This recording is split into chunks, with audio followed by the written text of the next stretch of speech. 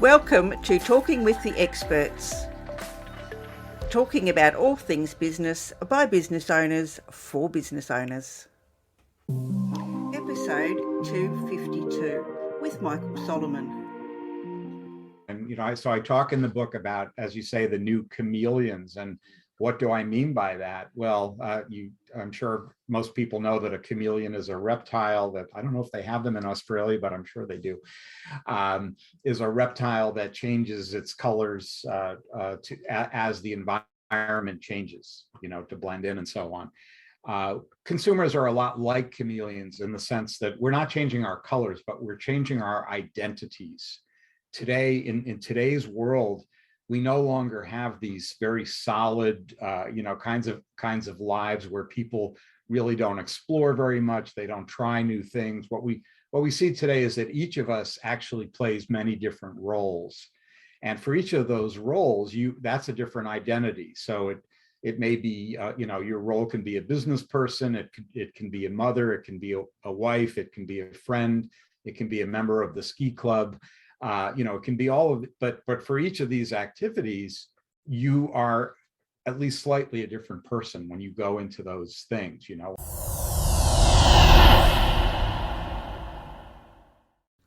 Talking with the Experts. Hello and welcome to Talking with the Experts. My name's Rose Davidson from rosedavidson.com. I'm your host for today, and Talking with the Experts is about all things business by business owners for business owners, and you can find it on all good podcasting streaming platforms and on YouTube. And today it's my pleasure to introduce you to Michael Solomon.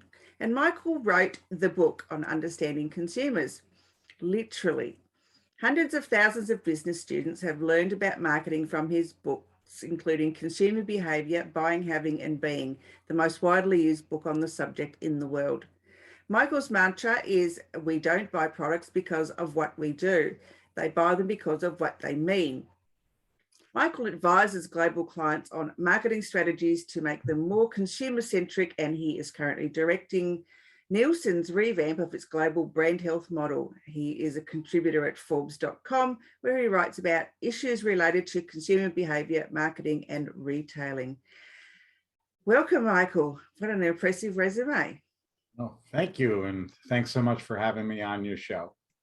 Yeah, I'm pretty sure I've used your book when I was doing my diploma of HR, and I'm sure that book was one of our reading criteria. So yeah, it's lovely to meet you. Oh, thank you. Yeah, there is an Australian version, I know. Yeah. So you are a professor of marketing, and so how did you get into the marketing? So what led you to become a marketer? Well, the short story is I was in graduate school getting my PhD in psychology, and I started to do some research on how appearance affects the way that we get treated in the world and how we treat others. And we all know that there's a big impact there, but most of the research that was being done was just being done on the face, whether you're beautiful or not. And I started to think, well, what about the rest of the body? And so I started to develop a research program on the psychology of clothing and looking at how different kinds of clothing affect the way we feel about ourselves. And from there, I just kind of branched off. I got my first position was in a business school. And so I started to realize that, in fact, lots of products are consumed because they help to tell us who we are and maybe project who we want to be, et cetera. So, so I just made a transition from psychology into the study of consumer psychology and never looked back. So I've had the opportunity to work with a lot of great companies over the years, as you mentioned, to help them to understand that they can make the best product in the world, but if it doesn't fit people's needs or it's not consistent with where they think they're going in life, then it's probably not going to do so well.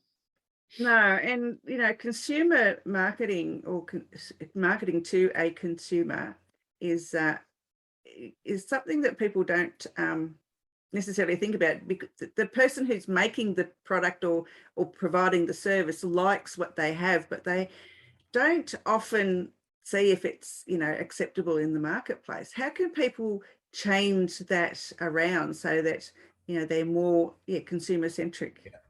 Yeah, well, there's the simplest thing that you can do is to get off your butt and actually go through the experience of being a customer at your own business. And that right there is an eye opener sometimes. But more generally, don't just assume that you know what's best for your customer. You may have a good instinct about that, but reach out to your customers in some way. Experience things through their eyes, but also where possible, involve them in your business, because they're one of your single best sources of information. And in fact, they're probably your best sales force as well. And a lot of marketers tend to lose sight of that. They think of the customer as somebody who's out there that they've got to convince to open their wallets. But in fact, if you're making or selling something that is really of value to people, they'll share the load with you happily. And that's what a lot of modern marketing today is built around, this idea of enlisting your customers as really partners in the whole process. Yeah, it's an interesting concept, and one that quite often is overlooked. However, how, if you're just starting out and you don't have a customer base yet, how can you then do that research or surveying or whatever? Yeah, well, I guess it is a bit of a chicken and egg question, right? It's like we need videos of you performing, but how can I get those unless I get hired to perform, right? So it's something similar to that. But you start with what you've got and you make the best of it. And if someone is just going into business, or they're launching their business, there's some reason that they're doing that. And at some point, hopefully someone has said, I really like what you do there. You ought to sell it to people. If no one's ever said that to you, maybe you ought to rethink what you're doing. But it's likely that at least some people have gravitated toward what you have to offer.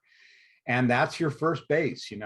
Think about who those people are. They might just be your cousins or something like that. But assuming that you have a small immediate group of people, even 5 or 10 or 20 people, rely on them as much as you can to kind of bootstrap yourself to the next level. And one way to do that is to think about the characteristics of the people who are gravitating toward your product, not counting that they're related to you and want you to do well or something, but people that really like your product. Who are they? What do we know about them? What do they have in common? Do they tend to be, women and younger women, or older men, or whatever the variables are? That's how you build yourself up slowly until you numerically reach a base where it starts to make sense to do something more sophisticated. But everybody has to start somewhere, and there's nothing wrong with that. Yeah, okay. So, going from the business owner to, say, a manager, how can we actually get inside their heads and extract all that information that we so desperately need to be able to market correctly? Yeah, well, do research, do marketing research. Either do it yourself, or hire somebody to do it. Depends on what resources you have. But there's a huge range of techniques that you can use, and some of them are the ones that everyone thinks of. Getting an email with an offer to take a survey, or even worse, getting a telephone call with an offer to take a survey, and all of that. But there's other things that require less resources. Really just kind of what I said earlier: get up and walk around, observe people, follow them around, see where they go in your store, or on your website, and things like that. And it's what we would call a qualitative approach to doing research, where you may or you may not necessarily be able to generalize to, say, the entire country of Australia, but you can certainly start to make some some observations based on what you see very, very informally. So if you think about it, if you're a business owner and you're watching what people are doing within your business, you're doing research already. You just need to take it to that next level and maybe do it with a bit more rigor so that you're a bit more confident in the results. So is it advisable to keep some sort of spreadsheet or, document that you, put your findings into? Well, I assume you're primarily referring to, say, small business owners, right? Yeah. Who are keeping track of their clientele. Again, what the big guys do is they're gonna use some platform like Salesforce to create a customer relationship management or CRM program, but you don't have to do that necessarily.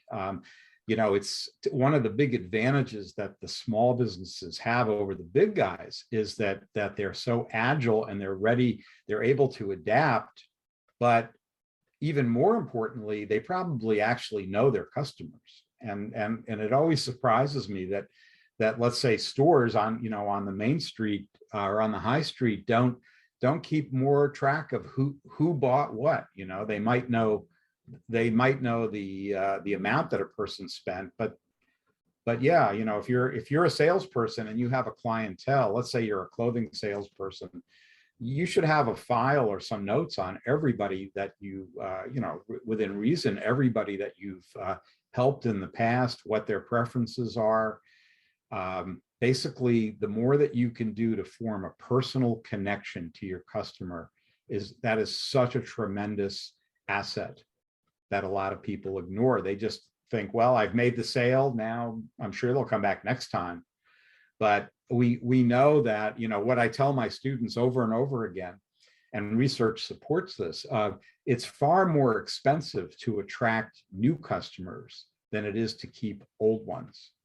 And yet what many people do, understandably, is they're always going after that next new customer, and they're not really monetizing their current loyal customers who might, for example, they could upsell them, try to think of other things, once they bought from you, then you've created an opening, of course, and maintaining that relationship with a database, like you say, it could be just a simple Excel sheet, is unbelievably valuable, I think. Yeah, I agree. I mean, I'm guilty of not doing it, but my services are a little bit different than other people's. And so I know who my clients are, and I know that, what they need, what they don't need. And I suppose when I get a little bit bigger, then yeah, I will probably have to start putting it down in something because I can't remember everybody. Right. You've written a new book, Michael. It's called The New Chameleons: Connecting with Consumers Who Defy Categorization. And it was released in February of last year. Can you explain to me what the book's about, please? Yeah, I'd be happy to. And, so I talk in the book about, as you say, the new chameleons. And what do I mean by that? Well, I'm sure most people know that a chameleon is a reptile that, I don't know if they have them in Australia, but I'm sure they do, is a reptile that changes its colors as the environment changes, to blend in and so on. Consumers are a lot like chameleons in the sense that we're not changing our colors, but we're changing our identities. Today, in today's world, we no longer have these very solid, kinds of lives where people really don't explore very much. They don't try new things. What we see today is that each of us actually plays many different roles, and for each of those roles, that's a different identity. So it may be, your role can be a business person, it can be a mother, it can be a wife, it can be a friend, it can be a member of the ski club. It can be all of it, but for each of these activities, you are at least slightly a different person when you go into those things. When I see students sitting and sleeping in the back of class, I wouldn't recognize them on a Saturday night when they're, partying. And it's the same thing. We all act differently in different circumstances. So each of those circumstances actually requires a different set of products and services in order to be able to pull off those things that we need to be able to do. So basically what I do in the book is I talk about the tendency that we all have to put to want to be able to describe the world in very simplistic terms, to use categories like male, female, for example, or online or offline. We love to make these distinctions. And a lot of marketing strategies are built around this. We put customers into these large groups, like young women or older men, as I was saying, something like that. And we think we understand them because we've assigned a label to them. But chameleons today are not going to accept those labels. People don't want to be put into these big categories. And so what I do in the book, when I talk about consumers who defy categorization, I basically present some of the most simplistic but important assumptions we all make about our customers and our businesses, and show why they're obsolete. So, for example, in one chapter, I talk about the dichotomy between producers and consumers. So in the old days, there was always a big divide between the two, obviously. But today, what's happening? A lot of consumers are actually bridging that gap and becoming producers, right? We talk about the gig economy.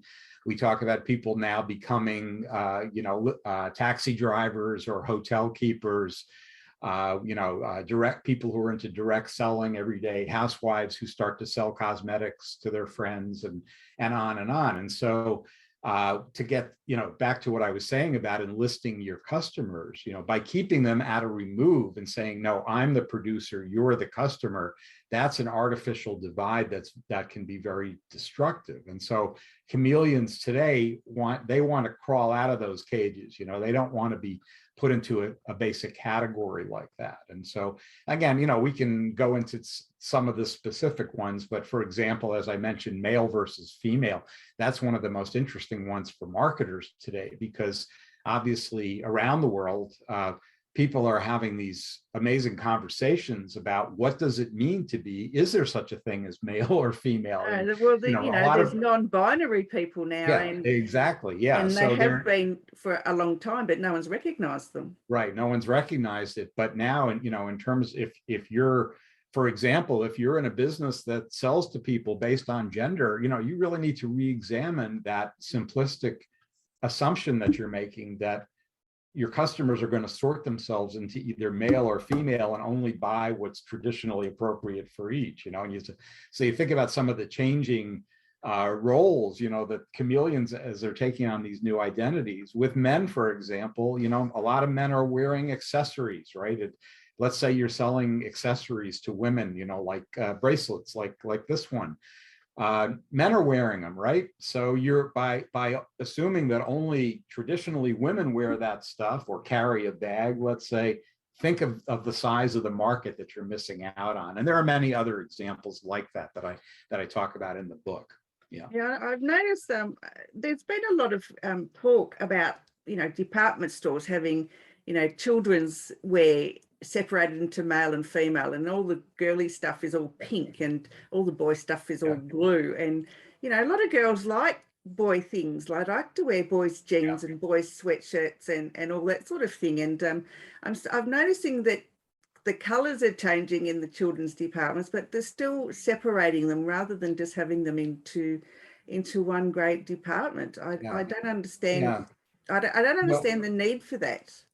Yeah, I mean, you are seeing actually some businesses are starting to have more androgynous fashion, where not necessarily for little kids, but certainly for teens, where they're either eliminating the distinctions or they're mixing them in, where you might have a men's product and a woman's product right next to each other instead of being separated.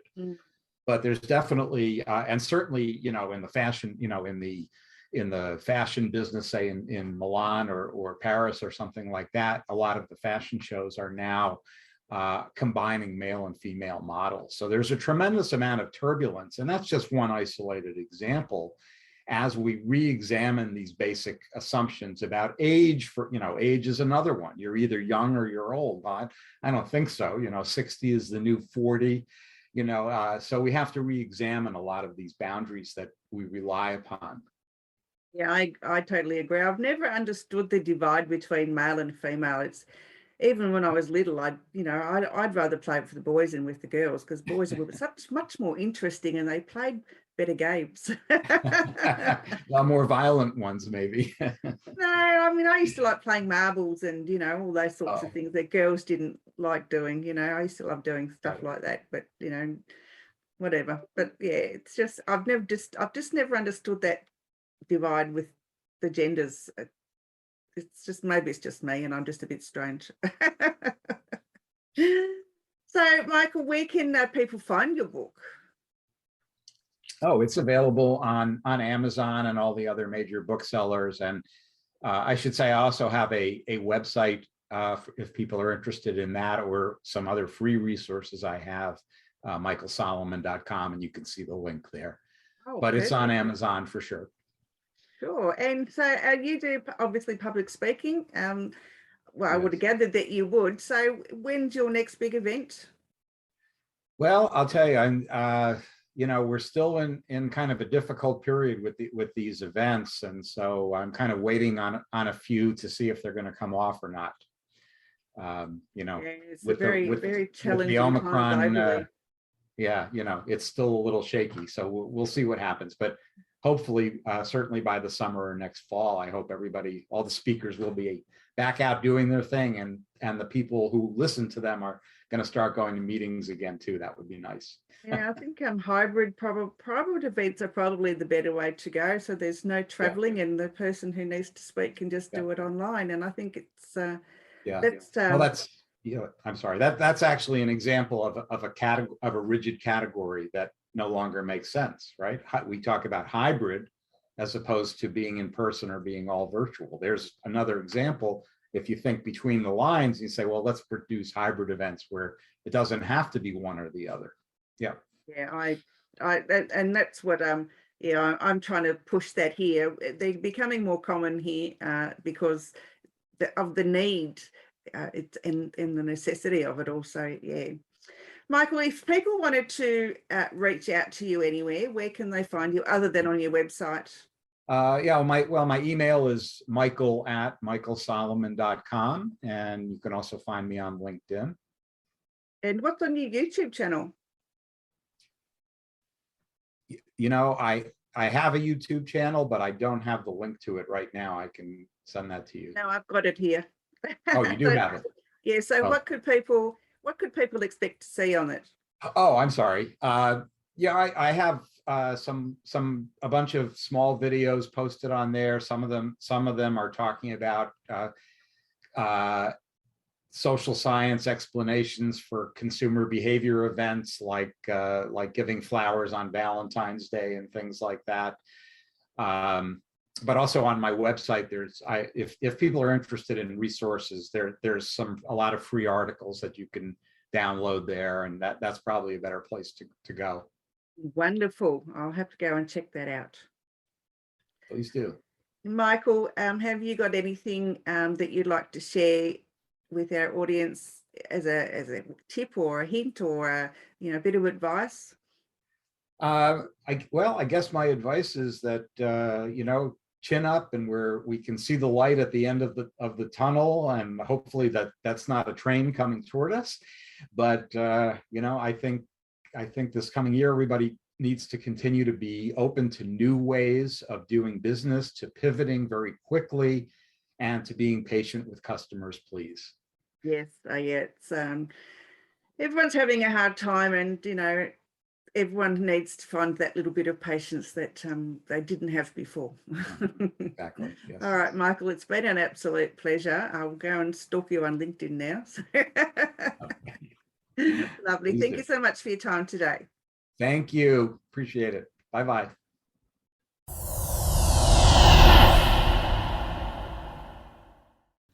Talking with the experts. Thanks for joining me on Talking with the Experts. Make sure you subscribe through your favourite podcast app or on YouTube, and check out my Patreon page for more value for you, or you can buy me a coffee. My name's Rose Davidson from rosedavidson.com. I look forward to your company next time when I'm talking with the experts.